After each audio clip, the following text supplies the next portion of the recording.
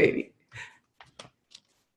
We're talking about discrimination in the car lending process.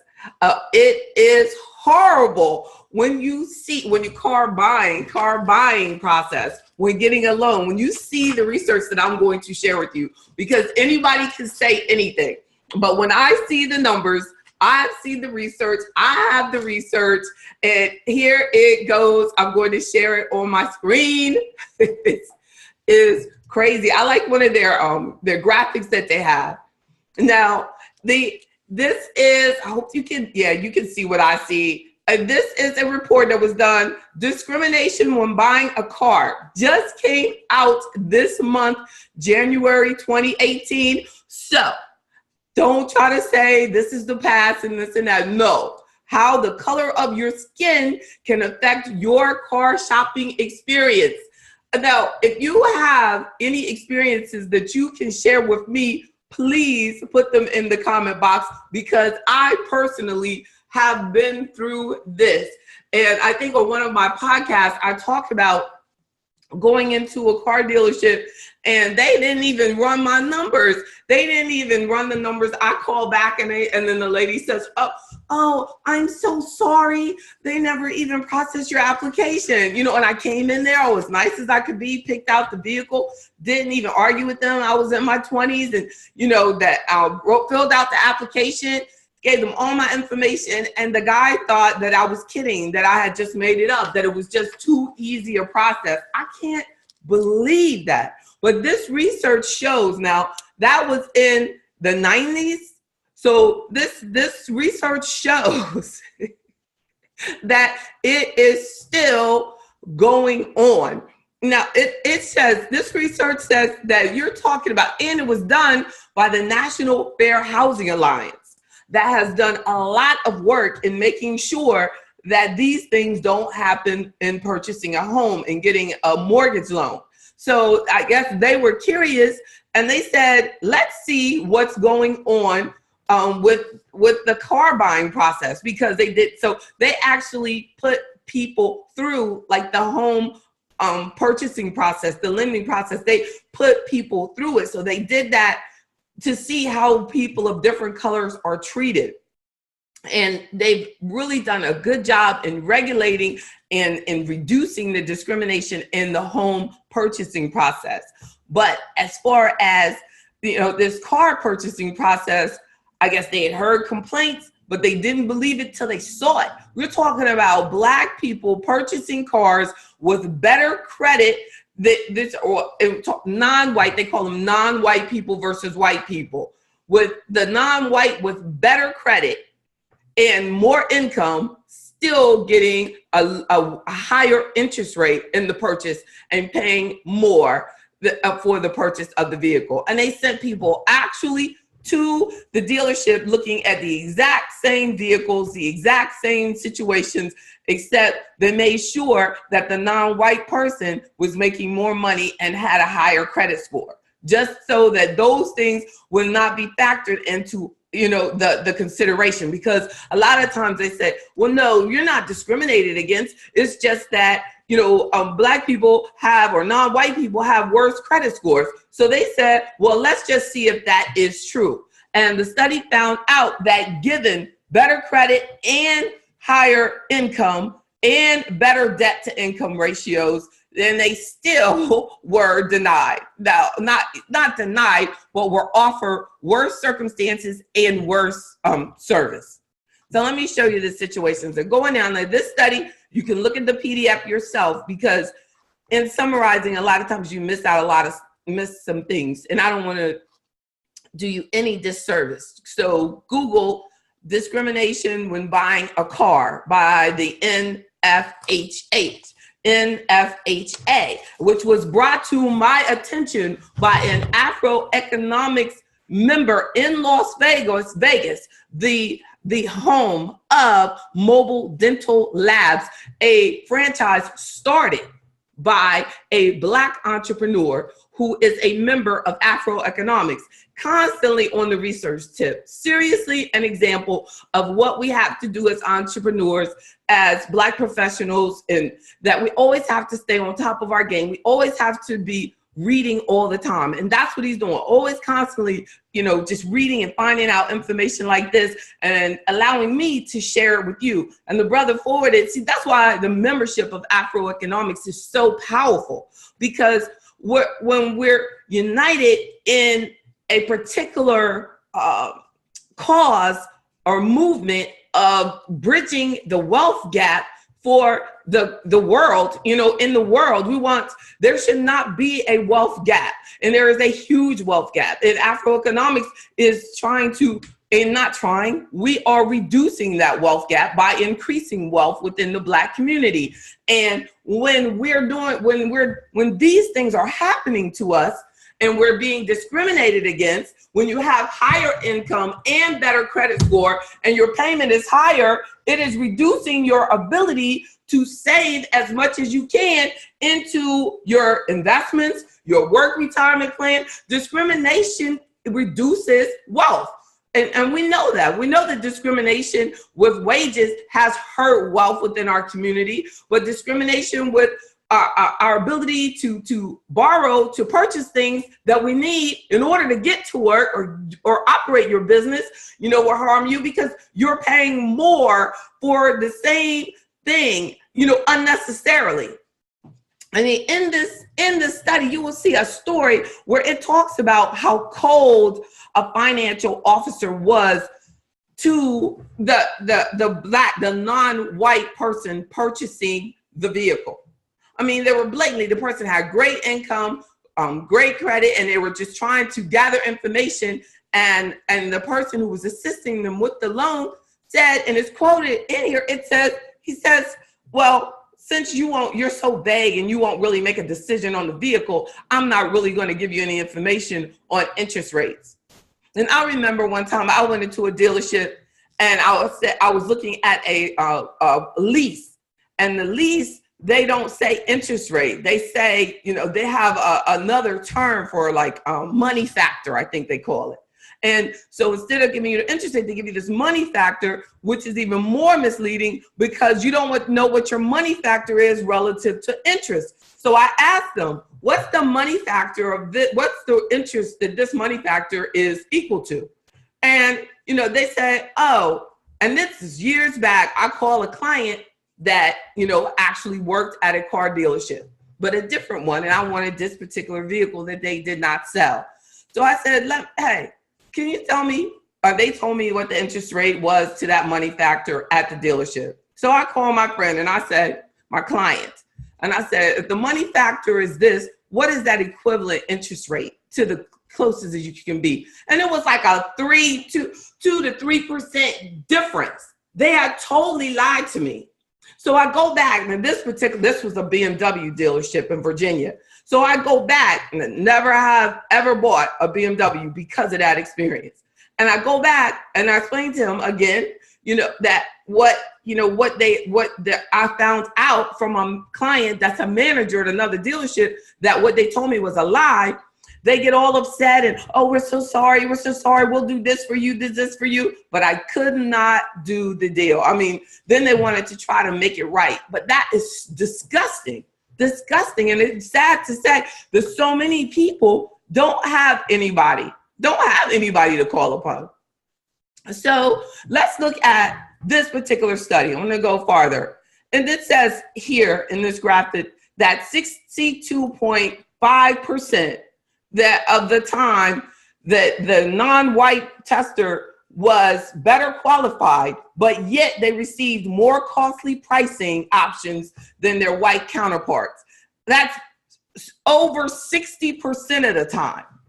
And it says non-white testers, that's Black people included, who were subject to discrimination, would have paid $2,600 more over the life of their loan as compared to less qualified white testers.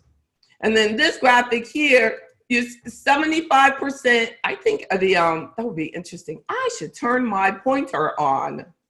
I'm gonna do the mouse. So 75% of the time, white testers were offered more financing options than non-white testers. So white testers were offered more financing options. So we're not even offered options. I'm gonna move that down, so then you have to go back to the mouse. Look, I love that little pointer though. Look, then I gotta get it off. So then let's go down. I love these graphics at the bottom of this. Let me go back. And these are interesting. Go all the way down and it kind of summarizes it. Look at this. So a pair of testing. This is the non-white tester. Get my little handy dandy. The look, I don't want that. I'm gonna do, okay. So your non-white tester, when you red, no. Well, I'm gonna try this. So your non-white tester had a credit score of, that is the black people, had 705 in this example with 45,000 in income. The white tester had 684 credit score. Of course, that's lower than the non-white tester of 705. So 684 making only 34,000. Good income, but it's certainly less than this non-white tester making 45,000. So over here that we find that goodness. Yeah, technology. Come on now.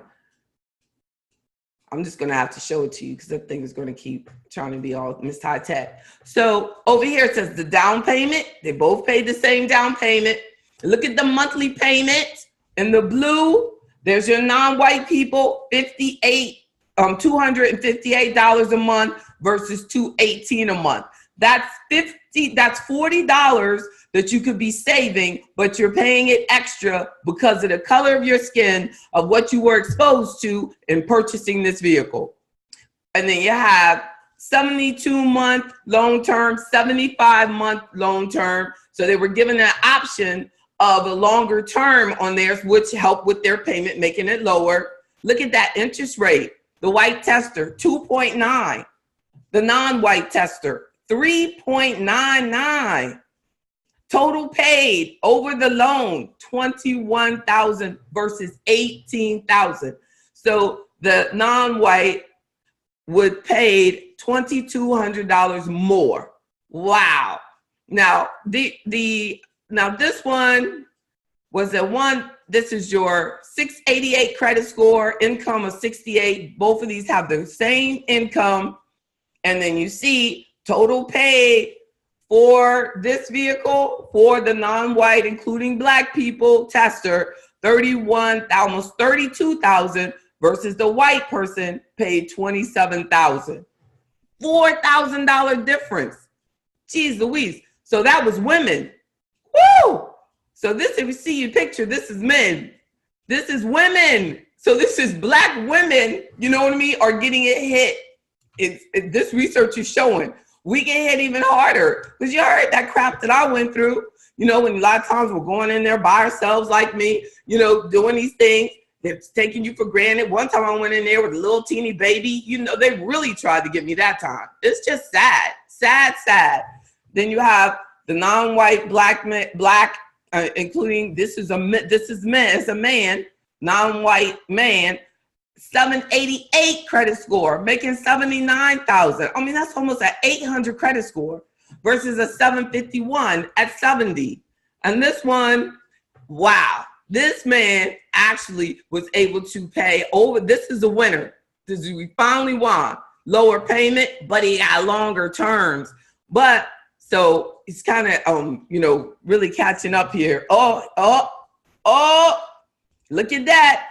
He paid 5.28 with a higher credit score and higher income, still paid a higher interest rate, but over the course of the loan, he did spend less on the vehicle. So that's the one situation where they note that at one time it did work out in the whole study. That's why it's 62% of the time and not 100% of the time. So then let's go on down. That's them. That's what we just looked at. These are the women again. And the non-white tester, the woman, she had $3,000, both the same down payment. Non-white tester paid $295. Look, her credit score, her income is a lot higher. This time it looks like she's winning. Got a slightly lower credit score. Lower interest rate, slightly. But with a 70-point higher credit score, she really shouldn't be celebrating with, that slight difference in the interest rate. Her interest rate should be a lot better. And then she was able to save $2,000 over the life of the loan, which should have been dramatically different. And then, because her income here, is this her? Yeah, her income is higher, everything. Her income is higher, her credit score is dramatically higher. So then the non-white tester here, income 16, this white tester income of only $10,000, credit score of 640. Now, and then I think this is a situation where they were saying her debt to income ratio for this 16,000 was really good, though, even though her income was relatively low.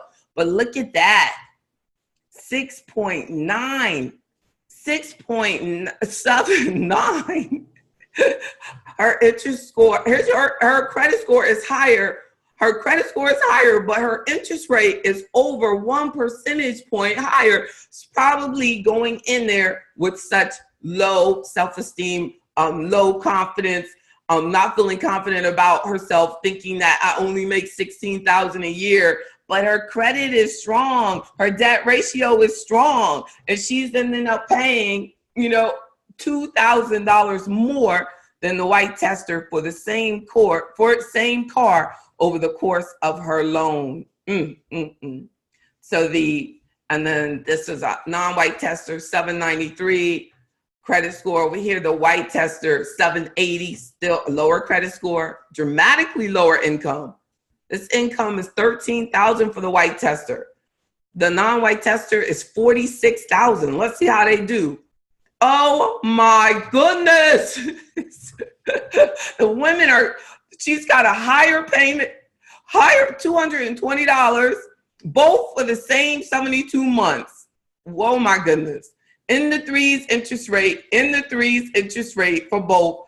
And she's paying $1,800 more with her credit near perfect. Oh my goodness. And making almost 4 times the income. That's scary. That's straight scary. Look into the study, you can see more. It tells you about the conversations that were going on, that the options that were listed and given to the non-white car buyers, that the options that were given to them were much less.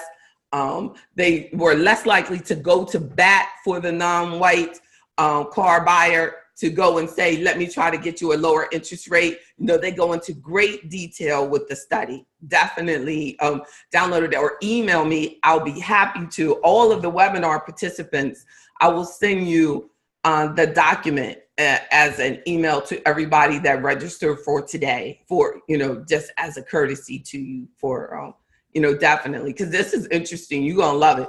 And then the non-white tester here, 688, 68,000. They got the same income, but the non-white tester has a better credit score. Same income. The payment is higher.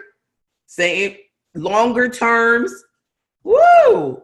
The interest rate's the same, and her credit score is higher.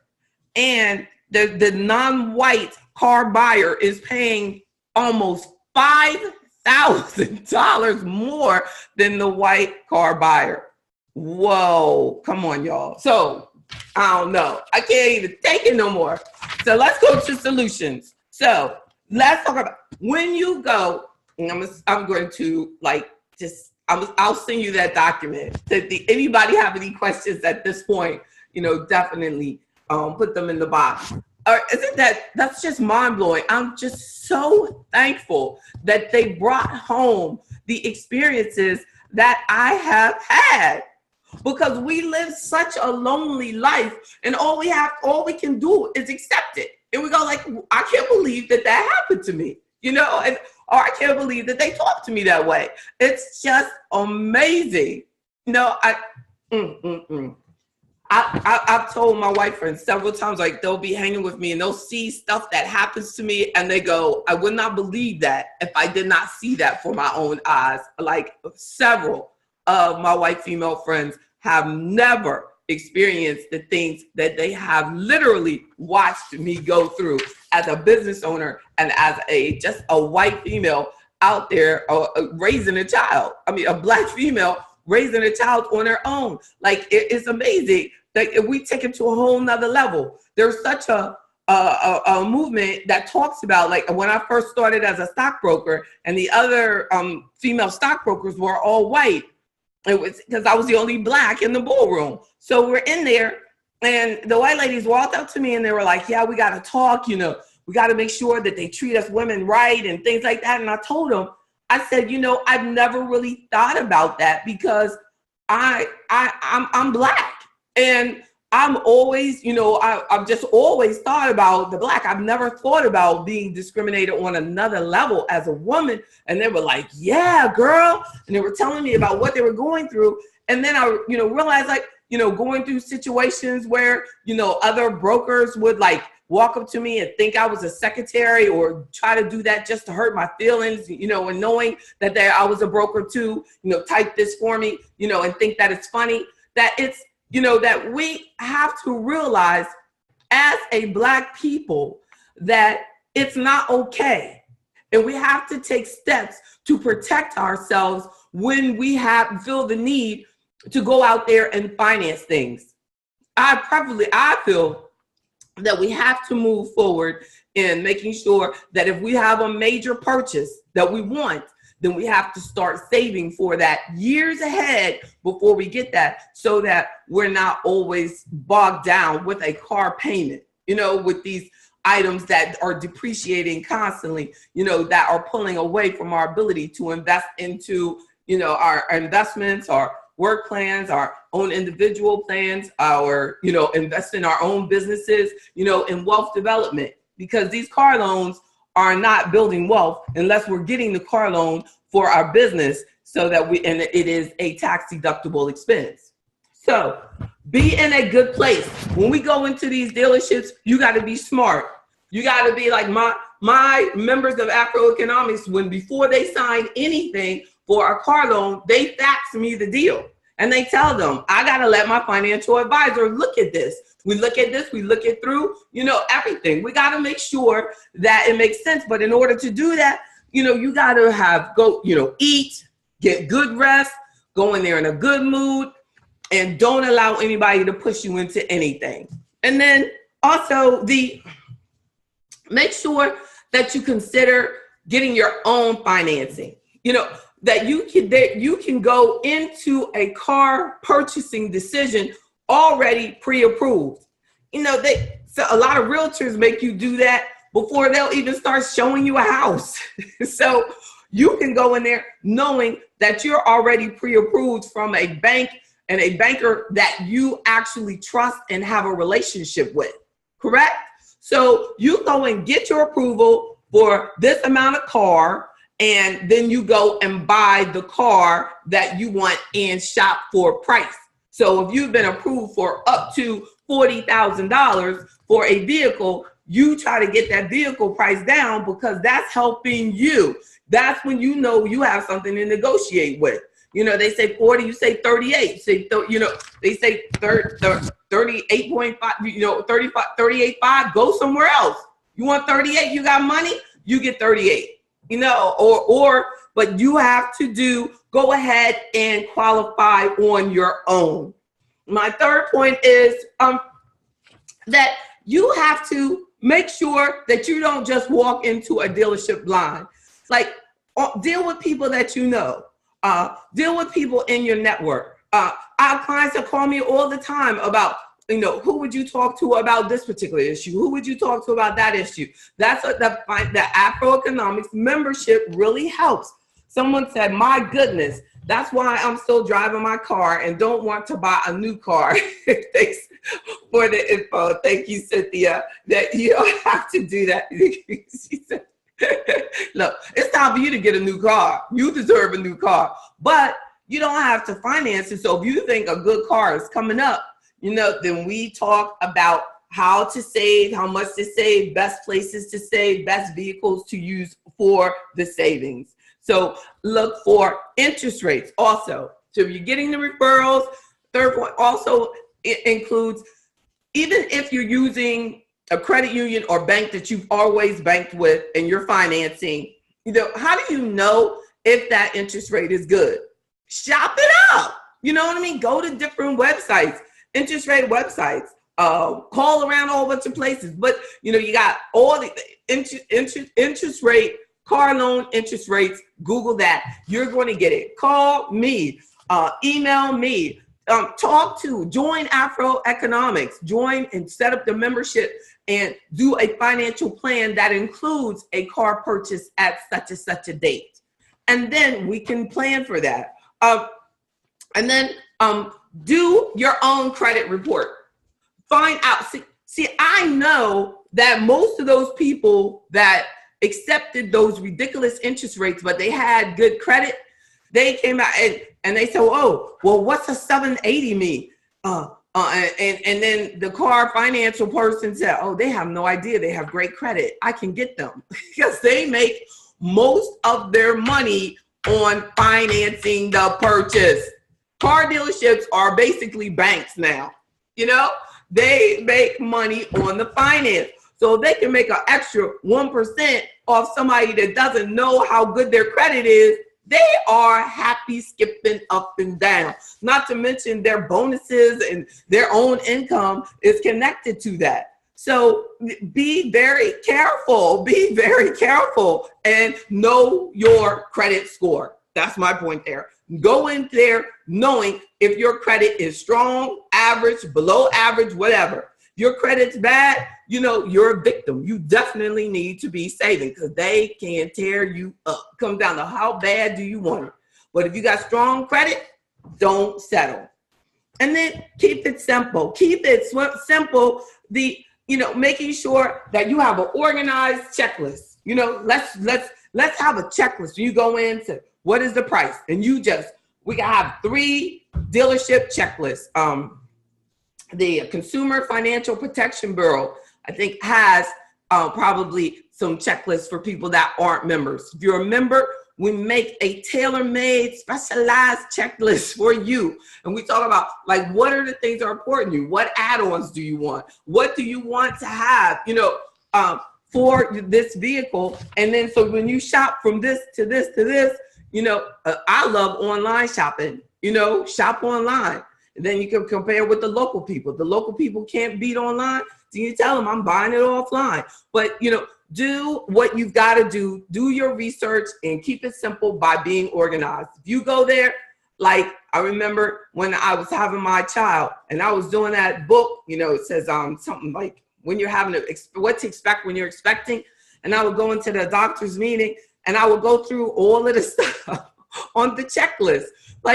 It's okay. When this is something that's important to you, do the checklist and that this is fact. They are getting over on us. Stop letting it happen. 62% of the time. And a lot of it was women. Stop doing it. Stop, learn, do your research, get protected, find out what questions to ask. And then make sure that you are careful about all the stuff that they want to put together, like disability and warranties and all the extras that they add onto it. Be careful with that packaging. Be very careful with that. Look at everything individually. If they say, well, the price is this if you finance it with us, you need to know. Because if you're not going to finance it with them, you need to tell them, I'm not financing it with you, and I'm not going to pay more than this price. And then if they don't, be willing to walk away. We have to stop being emotionally connected to anything. Let it go. And whatever it is, That vehicle, that is not the last one and not the best one on the planet. I never bought a car that the next day there wasn't one that I saw that was better than the one I just bought. Stuff is not good. So don't allow stuff to hurt you. And then a final point is to make sure that you become confident with all of the math, like I was talking about the money factor versus the interest rates versus the terms of the loan. Don't go in there talking about a particular payment. I want my payment to be $250. You know, well, they can get over on you with that $250 because now they can make the loan longer and longer term. So you're paying interest and payments for longer, but you're excited about that $250, and the car, by that time, the warranty may be worn out and that it's not worth anything. It's totally depreciated and you're upside down because you came in there talking about a payment instead of talking about purchase price and interest rates. And then Ms. Rogers says also Consumer Reports sells a great car buying report, and that it includes the MSRP to price of the particular car. You better believe it. Look at that. Look at that report so that we know. Let's be empowered. That's right. Consumer Reports has a car buying report that can help you at least know what they should be charging. Thank you, Ms. Rogers. So we want to make sure that we're careful with these long-term loans that are out here that are going way past the warranty and way past the value of that car, and you've got a $10,000 loan still on the car 5 years from the date of purchase, and the car is only worth $5,000. Something happens to the car, which I had one person that emailed me, and the young man was talking about how his car got totaled and the car wasn't worth as much as he owed on the car because of being a victim, not understanding the situation, so there's no power in this. What we're doing now in this discussion is turning this discrimination report into power, because I thank God for the member in Vegas Mobile Dental Labs who's turned me on to this report, because we got to realize that, okay, they do us wrong. We can't, hide. We have to first allow somebody to do you wrong. You have to first, like I said, when they came in there with me with that crap about this is what the money factor is and this is what this is, then I went out and I checked that crap and pulled the deal. So you have to be willing to not get emotionally attached to that purchase, but be all about the numbers. And then just say, AfroEconomics with JB Bryan said, be all about the numbers. I don't care. You ain't the only one on this planet with a Toyota. They're selling them everywhere. Either you want to get it off your lot or you don't, but you're not going to get your money off me. You're not going to dog me out. Now, everybody is in business to make money, but you're not going to dog me out by charging me too much at too high an interest rate when I know my financial situation. Now, understanding if your financial situation is jacked up, there are certain things that you got to deal with. But more often than not, our financial situation is much better than you think it is, but you haven't even looked at your credit score. So you're going in there and we're settling for these situations. The report shows that. The research shows that. Strong credit and accepting unnecessarily high interest rates. So, and finally, ask about anything, any fine print that they're not sharing with you. Ask everything. Ask about if there's a penalty if I pay off my loan early. If there's a fee for paying it off early. If there's, anything that I need to know. Be careful about buying all of these extra insurances that they sell when you buy the car. Make sure that you have proper insurance protection. For example, if they say, if you get disabled, this will pay off your car payment. You need to have disability that will pay for all your bills, not a disability that will only pay for your car if you became disabled and you may not be able to drive. So here, all you are is protecting them, so they still get their car payment made when you could have just sold the car because something happened and you don't need it anymore. So be very careful with what you purchase and have a backup. Consider becoming a member of AfroEconomics for comprehensive financial planning for a team that is committed to your financial success. You know, that you can do that. We can do that. I'm here to serve you.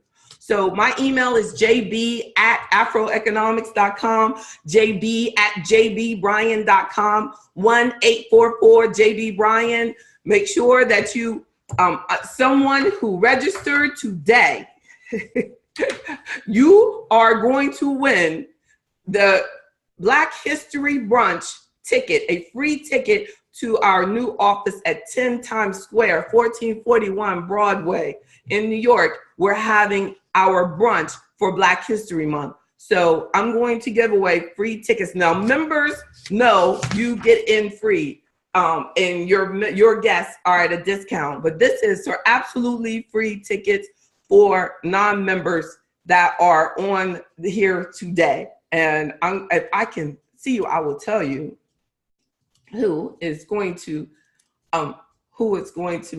oh, I'm not, yeah. So I see the Banks House, but I know you are a member. And then, so also I see the, I don't know who also have the Samsung, and then we have a Walton, and I'm gonna have to figure this out on my own, how I'm gonna get it to you. When I send, you are going to, so I'm gonna, all right. Ms. Johnson, thank you y'all for being so reactive. Thank you, hold your hand up. Tamara, all right, okay, all right. And your husband. Good. Well, those are my two. And I got you. I hope that you're close to New York and we'll take care of it. Thank you, thank you, thank you, thank you, thank you, everyone. Thank you for your, so we have, oh, great. And I will send you the report. I'll send you the report to your email to everyone that registered.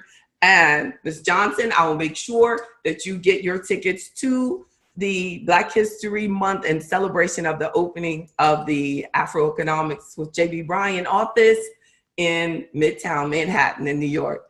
So God bless y'all. Have a wonderful week. Thank you for listening. I hope that if you have any other questions, just email me and I'm going to let you go. Enjoy your day. Take care.